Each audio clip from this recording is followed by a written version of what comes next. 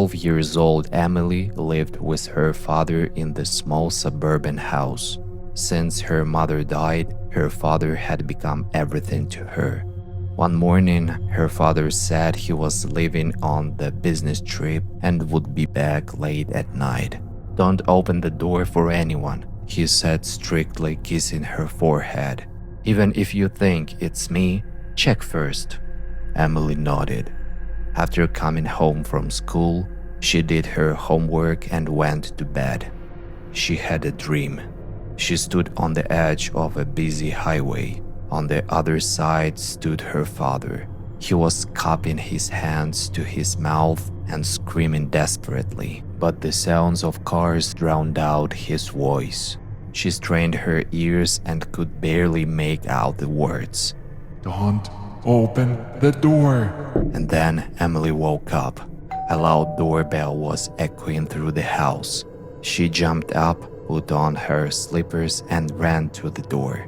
Looking through the peephole, she saw her father's face.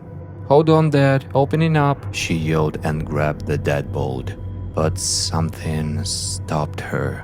She looked through the peephole again. Her father's eyes were wide open and unblinking. His face was pale, frozen in gray mass of fear. The bell rang again. "Dad?" she called out. Silence. Just a bell, again and again. "Dad, why aren't you answering?" She started to cry. "Is someone there with you? I won't open it until you answer." The doorbell rang for another hour, but her father stayed silent. The girl sat huddled in the corner of the hallway until she fell asleep from fear. She woke up. The ringing had stopped. She looked through the peephole. Her father was still there. With trembling hands, she unlocked the deadbolt and threw the door open. Her scream woke up all the neighbors. Her father was dead. His body was sitting on the porch, propped against the door like a broken doll. The whole time, someone was holding his corpse, pressing his face against the peephole and pushing the doorbell with their free hand. Attached to her father's chest was a note. "Smart girl."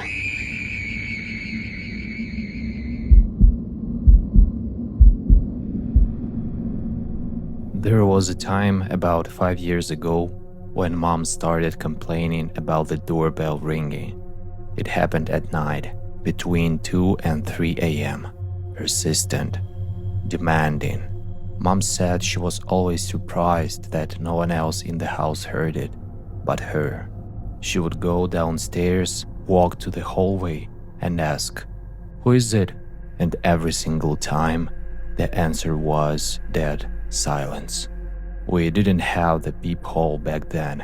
We only installed it during the renovation 2 years ago. So she would just stand there, listening intently, hoping to hear footsteps or rustling. But nothing. They rang and they stayed silent. Mom never dared to open the door and just went back to bed. In the morning, she'd complain to me and Dad. My father, being a skeptic and a joker, said it was Mom's conscience visiting her from the void, or maybe the ghost of a pay raise. Mom didn't find it funny. Just like Dad, I never heard those strange rings and thought Mom was just imagining things in her sleep. But it repeated every week with frightening regularity. Eventually, Mom simply stopped going to the door and the nightly ringing stopped.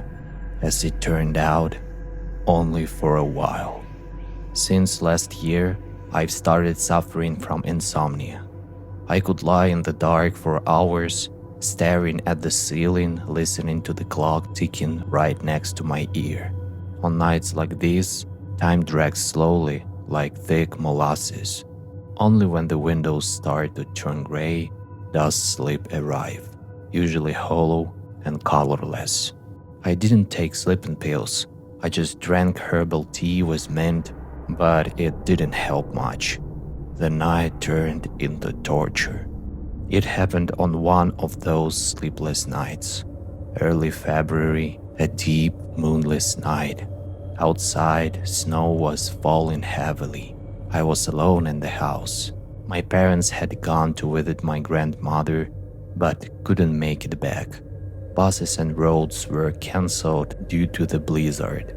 I went to bed late, around 1 a.m. Usually, I turn it earlier for classes, but as soon as my head hit the pillow, I knew sleep wasn't coming. I tossed and turned, wrapped myself into blankets, buried my head under the pillow, trying to force myself to sleep. Useless. I had to resort to an old tradition. Roll onto my back, lie perfectly still, and think about everything and nothing, waiting for the sky to lighten. I was just waiting for the first rays of dawn. Suddenly, I flinched. The doorbell rang. Piercingly. Someone was pressing the bottom way too hard, as if trying to wake up the neighbors too. I figured my parents had returned. I rushed to the door, reached for the lock, automatically asking, "Who is it?" No one answered. I got suspicious. The bell rang again with the same persistence. "Who is it?" I said. "Answer me." In response, silence. I listened closely. No rustling, total silence. A chill hit me. The bell rang again. I stood on my tiptoes and looked through the peephole. The porch was flooded with a bright light. I saw him. A boy, maybe 10 years old, standing on the threshold. He wore a simple sheepskin coat, no head, old felt boots, and mittens dangling on strings. His hair was dark, his face round but completely devoid of expression. His eyes were huge, colorless. It was snowing outside, but there wasn't a single snowflake on him. His clothes were dry. He lifted his head and looked straight up, as if he knew I was watching him. And then it hit me.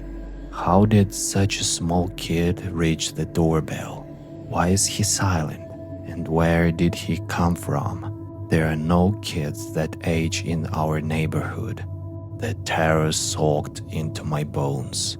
I kept watching, and suddenly, the boy curled his lips, and his face instantly darkened. He opened his mouth and spoke. "Don't look at me." The voice was raspy, creaky, like an old man. "Don't look, or it will be worse." I wanted to scream, but I stumbled back into the hallway. But the scratching had already started. A guttural muttering came from the other side. He saw, he saw, he saw. I stood there, paralyzed with fear, not knowing what to do. The scratching and rasping got louder. "Oh God!" I screamed, losing my mind. "Deliver me from evil!" I started praying, my hand trembling towards the door. "Help me, God. Protect me from this." And almost immediately, the scratching stopped. Something rasped, slammed against the door, and went silent. I kept praying, making the sign of the cross in the air. I stood like that for 10 minutes. I listened. Silence. I didn't dare look through the peephole again. I went back to my room, turned on every light, and sat there until morning, until I just passed out from the tension. My parents returned by noon. They woke me up, complaining about the weather, and asked what happened to the front door. They said there were scratches on it. It's upholstered in vinyl. We replaced the layer recently. The scratches were small but noticeable, deep.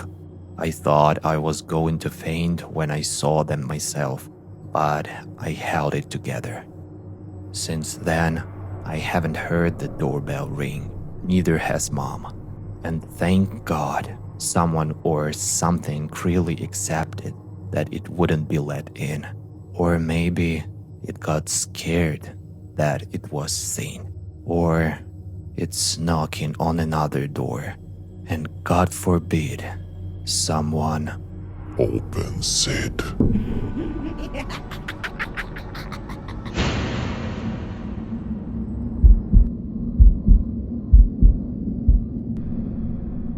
They say my home is my castle, but the thicker the walls, the more terrifying it is when the enemy turns out to be inside. Veronica was a normal woman, the life of the party. She lived in an old apartment complex on the outskirts of the city. But one day, 5 years ago, she vanished. She just packed her bags and left without saying goodbye. The neighbors gossiped for a bit, then forgot her. I bumped into her by accident 6 months ago. I was hiking deep in the woods and stumbled upon a small off-grid cabin. Veronica was living there like a hermit. She looked older, but she was happy to see the familiar face. We were drinking tea on a porch. Her cabin was cozy, but I noticed one odd detail. She had no indoor plumbing, no pipes anywhere. Water came from a well in baskets, and the restroom was an outhouse. Must be tough without amenities, I asked. Your old apartment had central heating, a sewer system. Veronica's face changed. Her smile vanished. She put her mug down, and her hands started to tremble. Amenities, she whispered. No, never again.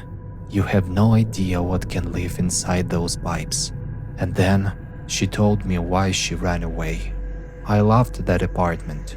4th floor, bright kitchen, quiet neighbors. I lived there for 4 years in perfect peace. But in the 5th year, it started. I'm not a quiet person. I walk heavily, I watch TV loud, so I didn't notice it right away. It began while I was washing dishes. I turned off the tap to scrub the plate, and I heard it. A whisper. It wasn't coming from the hallway or the neighbors. It was coming from below, straight out of the kitchen sink drain. At first, it was just a gurgle, but then the sounds got sharper. It sounded like a child who had lost their voice. A wet, raspy whisper, amplified by the echo of a metal pipe. I leaned closer to the black hole of the drain. It smelled of dampness and rot, and the voice said, "It's so tight here. It's so dark. I can't get through." My heart dropped to my stomach. I thought maybe a child got stuck in the ventilation shaft, but the voice was too close, right under the metal grate. I called the plumber the next day. A big guy came over, shined a flashlight down there, ran a long metal snake into the pipe. "Got a clock, lady?" he asked. "There is someone in there," I said. He looked at me like I was crazy, but when he started pulling the snake back up, he frowned. The cable was covered in thick black slime that smelled like old blood, and the tip of the snake had scratches on it, deep gouges in the metal. "You got rats, probably. Mutants or something," he joked nervously, took a cash, and left very quickly. He clearly didn't want to stay there. After the plumber left, I decided to handle it myself. I bought the strongest drain cleaner I could find, industrial-strength acid that dissolves hair and grease. I put on gloves and poured the entire bottle down the black throat of the sink. I expected fizzing or a sound of a clog breaking up. Instead, I heard coughing, a dry, hacking cough coming from the deep, and then thick yellow smoke billowed out of the drain. It didn't smell like chemicals, it smelled like burning skin. The sink started to vibrate, and that same voice, now filled with pain, hissed, "It burns. Why are you hurting me? Terrified, I slammed a dinner plate over the drain and ran out of the kitchen. I could swear I heard someone weeping inside the pipes. It was quiet for a week. I almost calmed down, but then that night happened. There was a heat wave, and I left the bedroom door open for a draft. I woke up at 3 a.m. to a sound. It was coming from the kitchen, the sound of a fingernail tapping against the metal sink from the inside. I lay in the bed, paralyzed with terror, and then that voice again, louder, angrier. Move over. I need room. Get this out of the way. The sound got louder, as if something massive was trying to squeeze through the narrow band of the pipe. The metal creaked. I didn't go to check. I tiptoed to the bedroom door and slammed it shut. I pushed my dresser against the door. I spent the rest of the night on the balcony, clutching a knife and staring at the door handle, praying it wouldn't turn. I thought I was going crazy. In the morning, I went to the neighbors. I asked about cults, about basement. They told me the basement was dry, just some rats occasionally. No one believed me. A month passed. Humans get used to anything. I decided it was the plumbing, water pressure, my nerves. That Sunday, I decided to cook steaks. I took a large piece of frozen meat and put it in the sink to defrost. I went to the living room to watch a show. An hour later, I came back to the kitchen. The meat was gone. Well, not gone, but it was smaller. The piece was halfway pulled into the drain hole, as if someone from below had grabbed it and was pulling it down. I got angry. I thought the water suction caused it. I grabbed the piece of meat and pulled. It didn't budge. It was stuck tight. I braced my foot against the cabinet and yanked with all my strength. There was a wet, squelching sound. The meat flew out of the pipe. I looked at it and screamed. The bottom part wasn't torn. It was not. There were clear marks of human teeth on it. And then, from the pipe came a deafening, furious shriek. Give it back, it's mine. The walls shook. I heard the pipes inside the walls start to hum and buckle. Plaster rained down. Something huge, incredibly strong, was tearing its way up, breaking plastic and metal to get to me. It smelled fresh food. I dropped everything. I ran out of the apartment in just my clothes, clutching only my keys and passport. I heard a pipe burst with a crash in the kitchen, and something heavy slapped on the floor. I sold the apartment through the realtor without stepping foot inside again. I let it go dirt cheap. The realtor said there was a sewer burst and the kitchen was wrecked, but the new tenants were happy with a low price. It was a young couple with a baby. Sometimes I think about them. I feel guilty, but I couldn't stay. Now I live here. No pipes, no drains, no darkness hiding under the sink. 5 years have passed, and I still wonder, what was it? And how hungry it is Right now.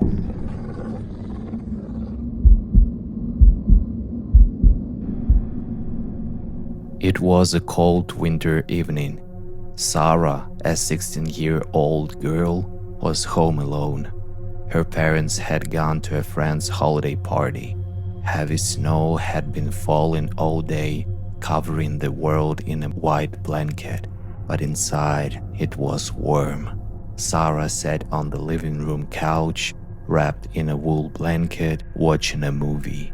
By midnight, her parents still hadn't returned, and the silence in the big house began to weigh on her. The TV stood in the corner next to a large panoramic window. Suddenly, Out of the corner of her eye, she noticed movement. In the darkness, amidst the falling snow, she made out the figure of a man. He was walking toward the house. As he approached the glass, the light from the screen hit his face. It was covered in scars, and his lips were stretched into a sinister, unnaturally white grin. Sarah froze, afraid to move. The man just stood there, staring silently at her through the glass. His eyes didn't blink. Then, he slowly reached into his coat pocket and pulled out something shiny. It was a long knife. Unable to take it anymore, Sarah grabbed her phone from the table and dialed 911, never taking her eyes off the creepy visitor. "There is a man outside the window," she whispered. "He has a knife. Please, come quickly," she said, motionless, minutes dragging like hours. The man outside the window kept standing there, smiling at her. Finally, sirens were heard in the distance. Police started banging on the door. Sarah rushed to open it. The officers searched the perimeter, but came back with nothing. "Ma'am, we didn't find anyone," the officer said. "That's impossible," Sarah screamed, pointing at the window. "He was just standing right there. You couldn't have missed him." "It is what it is," the officer shook his head.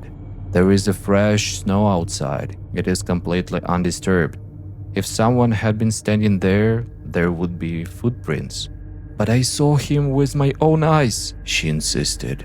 The officers were about to leave when one of them suddenly frowned. He slowly walked behind the couch where Sarah had been sitting. "Oh my God," he whispered. On the carpet right behind the couch were wet boot prints and a discarded knife. "You didn't see the man outside the window," the officer said, turning pale. "You were looking at his reflection in the glass. The whole time, he was standing right behind you."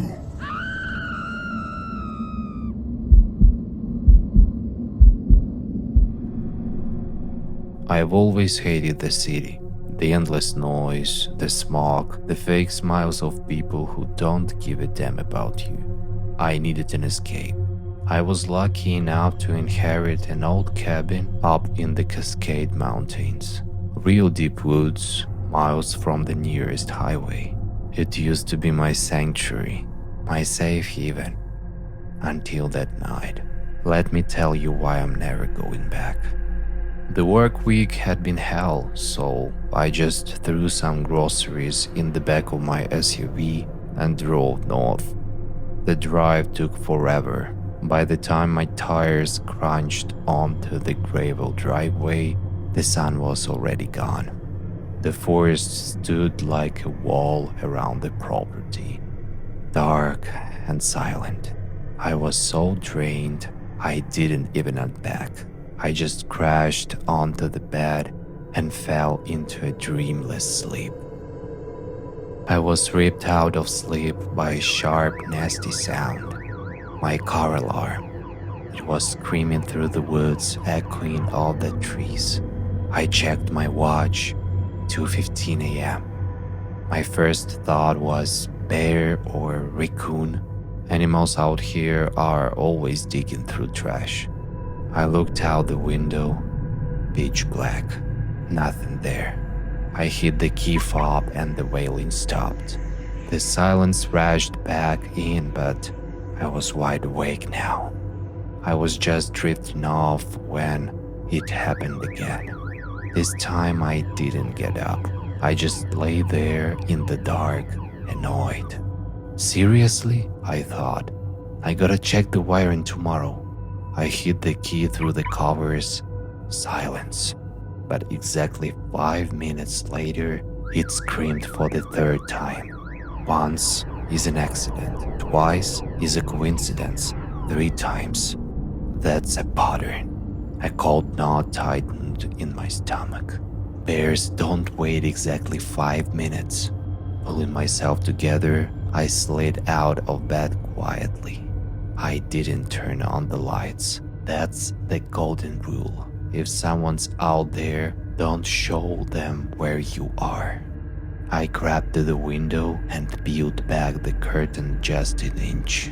I waited, and then, in the dim light of the motion sensor lamp by the garage, I saw movement. A shadow detached itself from the bushes. That wasn't a bear, and it definitely wasn't a human. It was too long, almost 7 feet tall, unnaturally thin, wearing some kind of rags. It moved with jerky motions like a marionette. The thing walked up to my car, tapped the hood with a long arm, and instantly darted back into the darkness. I was paralyzed. I stood there watching my car scream, knowing that thing was crouching in the bushes, waiting. And then it hit me. A wave of ice-cold terror washed down my spine. It wasn't trying to steal my car. It wasn't trying to break it. It was waiting for me to come outside to turn it off. With shaking hands, I killed the alarm one last time. The silence was worse than the siren. I watched as the thing, realizing its trick hadn't worked, slowly stepped over the fence. It wasn't rushing. It knew I was inside. I backed away into the hallway, staying out of sight. And then I heard it. Knock. At first, it was quiet, almost polite, right at the front door. The knock was followed by the handle being violently jerked up and down. And the sounds. It wasn't a human voice. It sounded like a massive dog rolling over the bone. But the noise was wet, guttural, too deep for any animal. I knew if it heard me, it would find a way in. I crawled towards the stairs, gripping my phone, even though I had zero signal out here. I needed a weapon. I quietly stood up and reached for the light switch in the hall, but I froze. My heart skipped a beat. Standing at the living room window with its face pressed against the glass was it. It was looking for me. The glass started to fog up from its breath. I couldn't look away. That face is burned into my memory forever. Its skin was a color of ash, covered in deep wrinkles like old parchment. The eyes, tiny black beads, no whites, absolutely empty. Where a nose should be, there were just 2 wet slits whistling as it breathed, and the mouth, no lips, just 2 rows of sharp yellow teeth clicking together in anticipation. Slowly trying not to breathe, I dropped to the floor and crawled to the bathroom. It was the only room without windows. I locked myself inside, sat in the dry bathtub, and clutched a kitchen knife I'd managed to grab. All night, I heard it prowling around the house, the clicking of claws on the wooden deck, scratching against the siding. Sometimes it would whine softly right outside the door. I didn't sleep. I sat there until my eyes burned and the sky turned gray through the tiny vent window. When the sun was high, I risked coming out. The front door was still standing, but it was shredded. The handle was nearly ripped off. I didn't back. I just grabbed my keys, sprinted to the car, jumping over massive barefoot prints in the mud, and slammed on the gas. I didn't stop until I hit the first town. Back on the highway, I turned on the radio. The news mentioned 3 missing hikers in that area. Rangers found their tents torn open from the inside. No bodies. I moved back to the city immediately. I thought I was safe here, surrounded by people and street lights. But last night at 3 a.m., I woke up to a sound I know too well. My car alarm was blaring in the parking lot below my apartment. I didn't go to the window, and I didn't turn it off. I just lay there in the dark, listening, waiting for the knock On my door.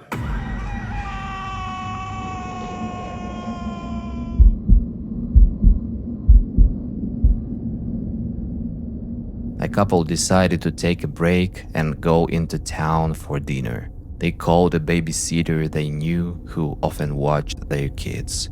When she arrived, the two children were already asleep in their beds upstairs. She just had to sit in this huge old house and keep an eye on things.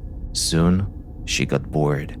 She decided to watch TV, but there was no cable in the living room. The parents were strict. The girl called the father and asked the permission to watch TV in their bedroom. "Of course," the father replied. "Thanks," she said. "And I have one more request. Do you mind if I cover up that angel statue outside the bedroom window, or at least close the curtains? It's really unnerving me." That silence hung on the line. For a second, it seemed like the connection was lost. And then, the father screamed into the phone, and there was genuine terror in his voice. "Grab the kids, run out of the house. We're calling the police." "What? Why?" The girl got scared. "We don't have an angel statue." The police found all three of them dead 10 minutes after the call. The house was empty, and the angel statue was never found.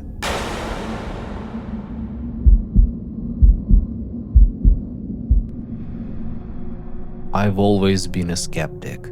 Ghosts, demons, the supernatural. I thought it was all garbage designed to sell movie tickets. I liked my horror on a screen where I could turn it off.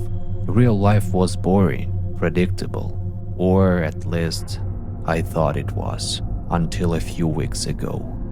It started in June. We had a freak heat wave, and my roommates decided to head out to a cabin by the lake for a long weekend. I stayed behind. I needed the quiet. I had the whole apartment to myself, a fridge full of beer, and zero responsibilities. It was supposed to be the perfect weekend. I planned to hit a few bars that night, maybe meet up with some friends downtown, but by 6 p.m., my body had other plans. A sudden fever hit me like a freight train. My head was pounding, my joints ached, and the thought of loud music made me nauseous. So I canceled everything. I locked the front door. Then, just out of habit, or maybe paranoia brought on by the fever, I double-locked the heavy outer security door that separates our hallway from the main stairwell. Being alone in a big city apartment complex can feel weirdly exposed. With 3 locks between me and the world, I felt safe. I made myself a sandwich, took some painkillers, and sat down at the PC. I figured if I couldn't sleep, I might as well grind out a few levels in my favorite MMO. I put on my noise-canceling headphones and got lost in the game. The real world faded away. Time becomes slippery when you're gaming. One dungeon turned into 5. When I finally took off my headset to grab a glass of water, the apartment was dead silent. My eyes burned as I checked the clock. 2:11 a.m. I stood up to stretch, and suddenly a shiver ran down my spine. It wasn't the AC. It was that primal instinct, the feeling of being watched. I tried to shake it off, blaming the fever, but the air in the room felt heavy, thick. I walked to the kitchen, but my eyes kept darting to the front door. "Don't be an idiot," I muttered to myself. Still, I walked over and checked the deadbolt. Locked. I checked the chain. Secured. I was alone. I was safe.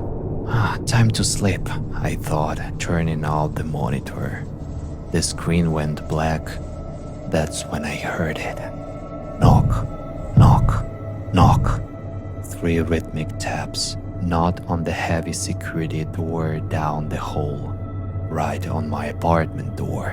The sound cut through the silence like a gunshot. My heart hammered against my ribs so hard I thought it might bruise them. A cold sweat broke out on my forehead instantly. Fear is irrational, but logic makes it worse. Here is the thing. I live on the top floor. The apartment next to mine has been empty for a month. The previous tenants moved out in April. The hallway outside is a dead end. More importantly, I had locked the outer iron door leading to the stairwell hours ago. You need a key to get through it. There was no way, absolutely no physical way, for a delivery guy, a neighbor, or anyone else to be standing in front of my door. The knocking came again, louder this time, more insistent. I don't know what possessed me. Maybe it was the fever frying my brain, but I crept toward the door. I moved silently, stepping on the balls of my feet. I pressed my ear against the wood. Silence. But not total silence. I could hear heavy, wet breathing on the other side. Someone was standing inches away from me. Suddenly, the breathing stopped. Then all hell broke loose. Boom, boom, boom. Whatever was out there started pounding on the door with terrifying speed. It sounded like multiple hands hitting the wood at once. It wasn't one person. It sounded like a swarm. The scratching started next. Long, frantic scratches, like nails digging into the paint. I scrambled back, my legs giving out. I scrambled into my bedroom and grabbed my phone. My hands were shaking so bad, I almost dropped it. I dialed my best friend, Mike, who lived a few blocks away. Dude, it's 2:30. Mike groaned, answering on the 3rd ring. Mike, help, I choked out. I could barely speak. Someone is in the hall. They're trying to get in. Mike's tone changed instantly. I'm calling the cops. I'm coming over. Hang tight. I'll be there in 10 minutes. 10 minutes, I whispered. I just had to survive 10 minutes. Suddenly, the lights in the hallway went out. I saw the shadow under my door disappear into darkness. The scratching stopped. Then came the laughter. It was wrong. It sounded like a dozen different people laughing at once. Men, women, children, overlapping into a chaotic, sick noise. And then a voice spoke. It sounded like a little girl, but with a gravely old undertone. He's coming. The voice giggled on the other side. He's coming to save you. And when he knocks, you open the door for us. My blood turned to ice. They weren't trying to break the door down. They knew they couldn't. They were baiting me. They wanted Mike to come up here so I would unlock the door to let him in. I grabbed the phone again. Mike, no! I shrieked. I'm in the car. Don't come! I yelled, tears streaming down my face. Do not come up here. Wait until the sun comes up. If you come now, they'll get us both. What are you? Promise me, I screamed. Stay away until morning. I didn't wait for an answer. I hung up and threw the phone across the room. I curled up in the corner of my bedroom, clutching a baseball bat, listening to it taunting whispers and scratching for hours. Eventually, the fever and the terror became too much. The room started to spin, and the blackness took over. I woke up to pounding, real heavy pounding. "Open up, it's Mike!" Sunlight was streaming through the blinds. I was alive. I unlocked the door with trembling fingers. Mike was standing there, pale as a sheet, holding a crowbar. He looked past me at the front of my door. The heavy wood was destroyed. Deep gouges, inches deep, covered the entire surface. Splinters were everywhere. It looked like a pack of wild animals had tried to chew their way in. I packed the bag and left that day. I never spent another night in that apartment. I told everyone it was a break-in attempt by junkies, but Mike saw the scratches. He knows no human fingernails could do that. I live in a different city now. I have a dog, a security system, and a gun in my nightstand. But sometimes, late at night, I just lie there staring at my front door. I check the locks 10 times before bed, not because I'm afraid of what's outside. I'm afraid that one day I'll wake up and realize I forgot to lock.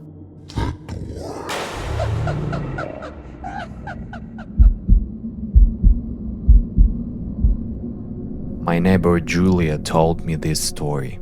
A few years ago, she and her husband Sasha were renting an old apartment. One morning, after her husband had already left for work, Julia woke up to a strange sensation. It felt like someone was gently stroking her hair. She smiled sleepily, thinking Sasha had come back to say goodbye. But when she opened her eyes and turned around, the room was empty. Just imagined it, she thought, and went back to sleep. A couple of days later, it happened again. Julia was lying on her side, facing the wall, dozing off. Suddenly, she felt the mattress behind her deep under someone's weight. She heard heavy, raspy breathing right above her ear. Someone's icy fingers touched her neck and slowly crawled down to her shoulder. Julia froze with terror. She tried to find a rational explanation. "Sasha, is that you?" she asked with a trembling voice. The breathing behind her stopped for a second. The fingers gripped her shoulder with painful force. And then, a quiet stranger's voice whispered right into her ear. No, don't turn around. As if scalded, Julia jumped out of the covers and ran out of the apartment in her pajamas without even looking back. She waited for her husband outside, shaking hysterically. Later, they learned from the neighbors that a young guy used to live in that apartment. He went mad from loneliness and hanged himself right above the bed where they slept. Apparently, he is still looking for someone to keep him Company.